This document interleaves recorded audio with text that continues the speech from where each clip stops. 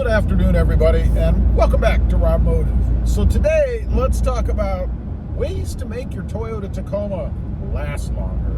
And let me preface this video by saying I don't follow a lot of these myself, and a lot of them really are common sense, but I keep seeing things pop up in the group and on the channel about these little ticky-tacky things that people see cropping up, not only on the 4th gen Tacoma, but the 3rd gen as well. And I think a lot of them we really cause ourselves, right? I think if you just bought the truck brand new and didn't do these things, or did do some of these things, that you might have a better, longer, more trouble-free experience with the Toyota Tacoma. So let's jump right in, first of all. And this is one that I'm guilty of until this truck. Don't lift it. Don't level it, don't lift it, don't do anything to change the suspension, because that's a rabbit hole that once you go down, you're going to have trouble. You're going to have problems. You're going to spend more money. You're going to start chasing things that aren't right about the truck as a result of doing those lifts, right? And I have real world experience. I think I've had problems with every lift except for maybe one, and there was a problem there that wasn't even related to the lift. I'll get into that. But it always seems to cause issue, and sometimes it can even be just the installer themselves, right? I'll give you an example of that. The best lift that I've ever done, and it was kind of a level lift, were putting Bilstein adjustable shocks on, right? The end result was fine, and I think that's the best way to go if you're going to do anything. But when I had it installed, whoever the tech was, they didn't tighten the bolts on the brake caliper on the passenger side. Now, that wasn't a fault of the lift. That was negligence, as far as I'm concerned, on the installer. But what I noticed is when I was driving around and would go over bumps like that, I would get this rattly sound, even a feel in the floorboard of the truck of something bouncing around. And it was the brake caliper on that side bouncing around because it wasn't tightened down properly. I actually discovered it myself. I went back to the shop that did it, and they didn't even know what was going on. I just happened to see that a couple of the bolts weren't tight. They didn't look as far in as the other side did. I tightened them myself, torqued them down, and I never had any trouble. Two other issues that I had, both the same with the 4th generation Tacoma. I had it leveled at the dealership, and then I had some weird clanky sound when I would back out of my driveway and turn the steering wheel, to get out of the driveway. Weird. It was like this metallic-y sound, almost like I'd guess a plate or a shim or something. I don't know. Never did discover what it was. But I had the identical thing happen on both trucks. Two different trims. One was a sport, one was the TRD off-road. A problem caused by lifting the truck. And of course, depending on how high you go, there are many other suspension things that you can cause, right? Just not a good idea if you want the truck to last as long as it can without any problems. Number 2, and this is something that I think you should do, changing the oil. The truck has to break in from the beginning, right? I mean, there can be little metal shavings and pieces and parts from the engine wearing in and all the parts wearing in and all that.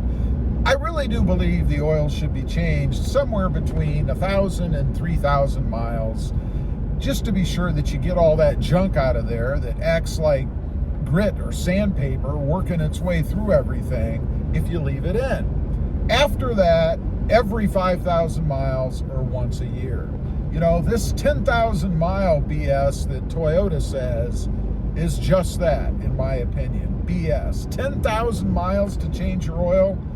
No way. Doesn't make any sense.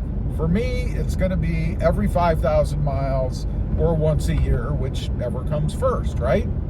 Number 3, and this is kind of a plug, I guess, but add the Banks boost tubes and cold air intake. Why? Because it increases the amount of airflow that your turbo, the system, is going to get, right? And the easier you make it for the turbo to work, the longer it's going to last. Makes perfect sense, right? And I know a lot of people are concerned about the longevity or the lifetime of the turbo.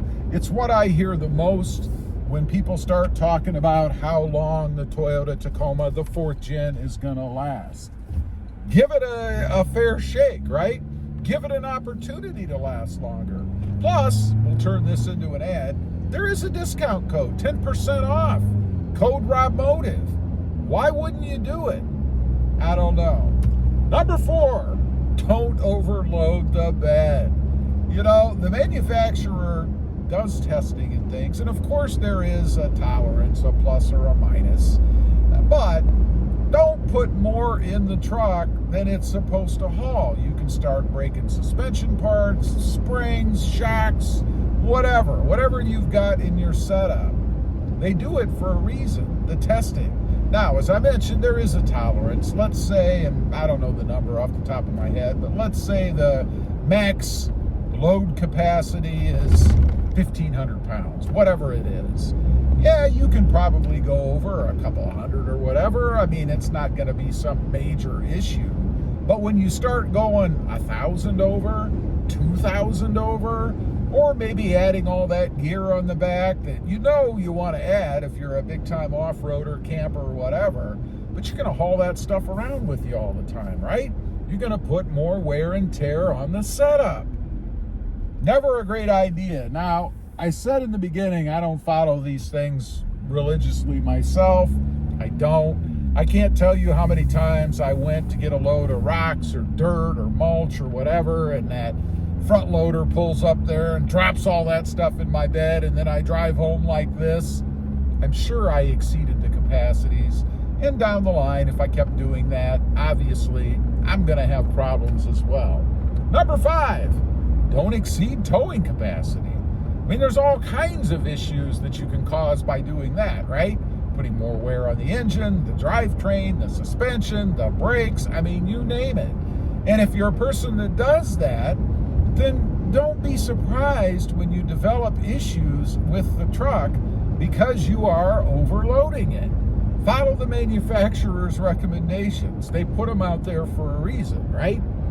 Number 6, stay away from the big, giant, heavy 10-ply tires unless you need them. I know there are people who go off-road that are running their trucks in situations where you need that extra ply or 2 plies or 4 plies or whatever.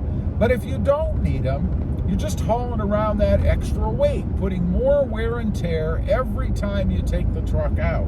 There's no reason to do it. I discovered this myself. I'm guilty. I did it.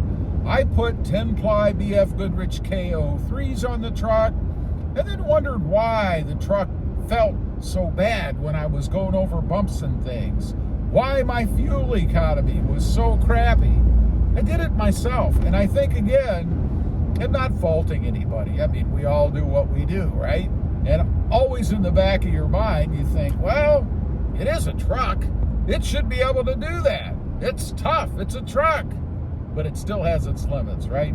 Anyway, just a few things I think that you can and can't or shouldn't do to increase the longevity of your brand new Toyota Tacoma. Leave a comment. Let me know if you agree.